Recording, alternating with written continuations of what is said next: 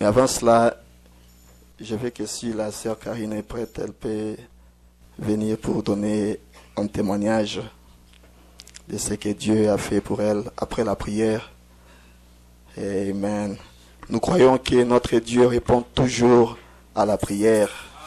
Et peu importe les besoins que vous avez, priez seulement.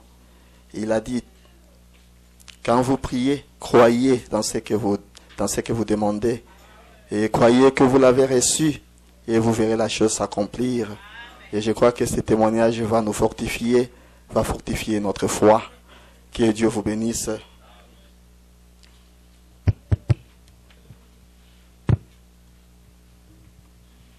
le Seigneur vous bénisse.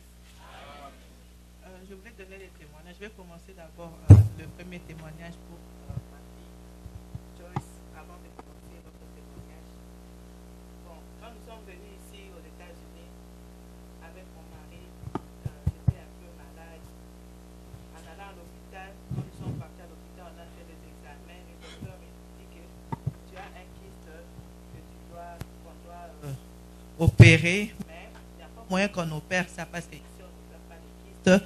On va te donner des médicaments qui va faire que ça va.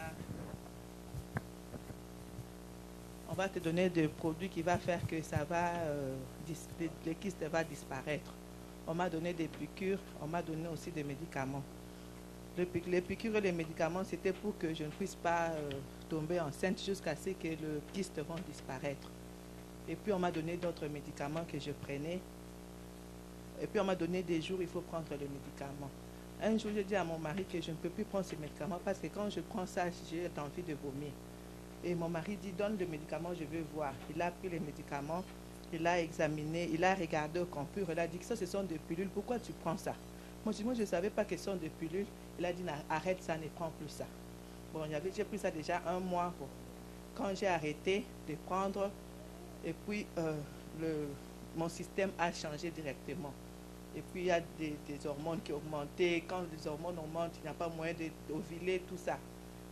Et un jour, je suis partie chez le médecin. Le médecin, il m'a dit, qu'est-ce que tu prenais? Je lui ai montré les médicaments. Je lui ai dit qu'on m'avait donné aussi des piqûres. Il m'a dit, pourquoi on t'a donné des piqûres?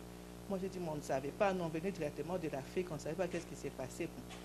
Et puis le docteur a appelé l'autre docteur. Là, il a dit qu'on a donné des piqûres, tout ça. Bon, il n'y avait pas moyen qu'on fasse autrement. Le docteur a dit, avec ces piqûres-là, bon, il n'y a pas moyen que tu puisses concevoir. Bon, il faut attendre plus ou moins 4 ans. Bon, on a laissé, je ne pouvais plus prendre ces pilules-là. Bon, un jour, ma mère m'a appelé. Elle m'a dit que tu es déjà allé chez le pasteur Barouti pour qu'il prie pour toi. Moi, j'ai dit non. Le pasteur a prié pour nous au téléphone. Il a dit non, moi, je ne crois pas aux prières des téléphones. Il faut seulement qu'on t'impose le main. Et après, un jour, on avait à Gap. Le frère Arthur nous a appelés. Il a dit que le pasteur viendra chez lui. J'ai appelé aussi mon mari. Je lui ai dit, le pasteur viendra.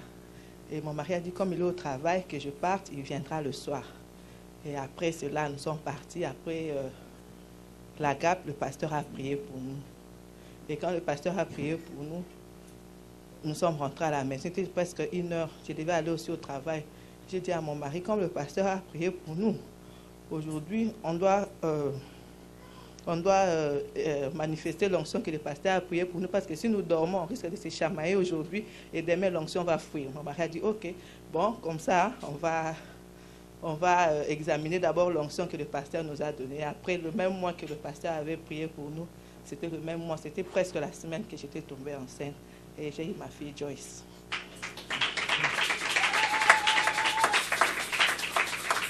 Et puis, elle est là.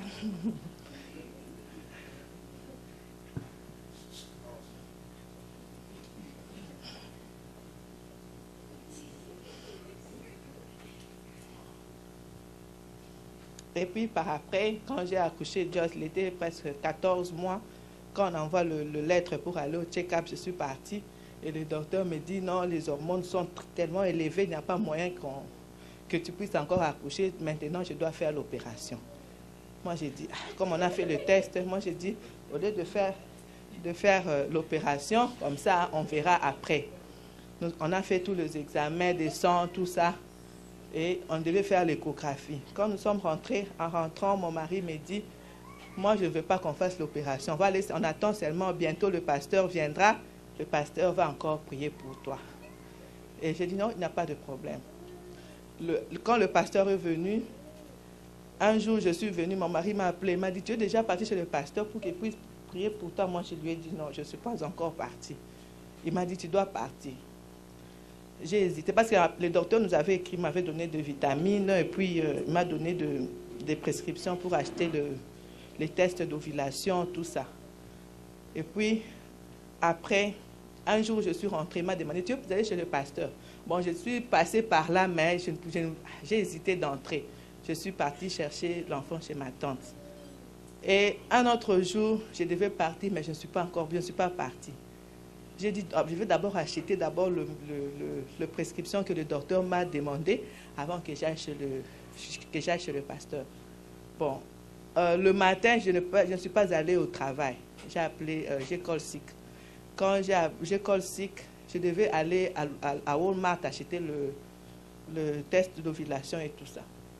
Maintenant, le matin, quand je balayais la maison, une voix me dit que tu dois aller chez le pasteur pour qu'il prie pour toi, pour que tu puisses avoir l'enfant que tu as besoin. Si tu ne pars pas, tu n'en auras pas. Moi, j'ai dit non.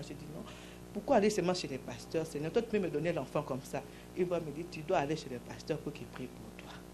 Bon, j'ai trouvé que je n'ai rien dit. À l'après-midi, je suis allée acheter les tests d'ovulation à Walmart. Quand j'ai acheté des histoires que je devais acheter, tout le shopping que j'ai fait, et puis les tests d'ovulation, quand je suis arrivée chez le caissier a vu tout ce que j'avais acheté, il m'a posé la question, il m'a dit, ça c'est pour toi, avant qu'il puisse commencer à scanner. Moi j'ai dit, oui, c'est vrai. Non, j'ai dit, non, ce n'est pas pour moi, j'ai menti. Il m'a dit, c'est pour qui? Moi j'ai dit, c'est pour ma voisine. Il m'a dit, toi tu pries? Moi j'ai dit, oui, je prie. Il dit, tu as la foi? Moi j'ai dit, oui, j'ai la foi. Il dit, si tu as la foi, il faut aller chez un pasteur qui a la foi, qui priera pour toi pour que tu puisses avoir un enfant. Ça, ces histoires ici, n'achète pas ça, c'est dépenser de l'argent pour rien. C'est Dieu qui donne des enfants. J'ai dit, ok. Bon, comme j'avais déjà menti que c'était pour ma voisine, il n'y avait pas moyen que je puisse encore remettre. J'ai seulement acheté. En achetant, je n'étais pas tranquille. La fille qu'on était avec elle, comme elle ne connaissait pas l'anglais, elle m'a demandé, qu'est-ce que cet homme est en train de te dire? Moi, j'ai dit, il parle des histoires là que je n'ai pas entendues. Et puis, en arrivant à la maison, mon mari était au compur. J'ai dit, aujourd'hui, le Seigneur m'a parlé, mais je n'ai pas fait attention. Je lui ai expliqué ce qui était passé. J'ai dit que puis j'ai acheté les tests d'ovulation. Elle m'a dit, mais toi, tu es têtu. Pourquoi tu as acheté ça? C'est déjà $36, il fallait acheter d'autres histoires, tu vas acheter ça. Bon, j'ai seulement dit, j'ai déjà acheté, il n'y a pas moyen de remettre.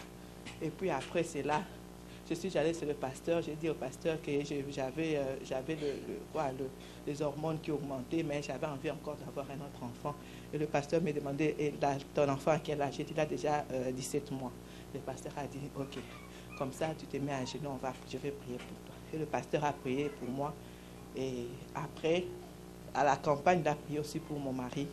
Quand il a prié pour mon mari, bon, il m'a dit, quand nous sommes sortis de là, il m'a dit, ne dis pas à ton mari que tu étais venu pour que je puisse prier pour toi. Or, c'est mon mari qui m'avait déjà envoyé chez lui. Bon, il n'y avait pas moyen que je puisse lui dire, ok, j'ai seulement accepté.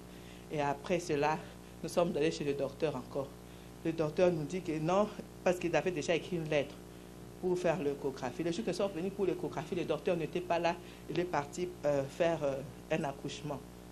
Et après cela, quand nous sommes rentrés encore chez le docteur, je suis rentrée enceinte. Moi, le docteur me dit, amazing, comment tu es encore enceinte? Moi, j'ai dit, c'est seulement, j'ai dit, c'est la gloire de Dieu. On a prié pour moi. C'est pour ça que je suis enceinte. C'est pour ça que je remercie le Seigneur.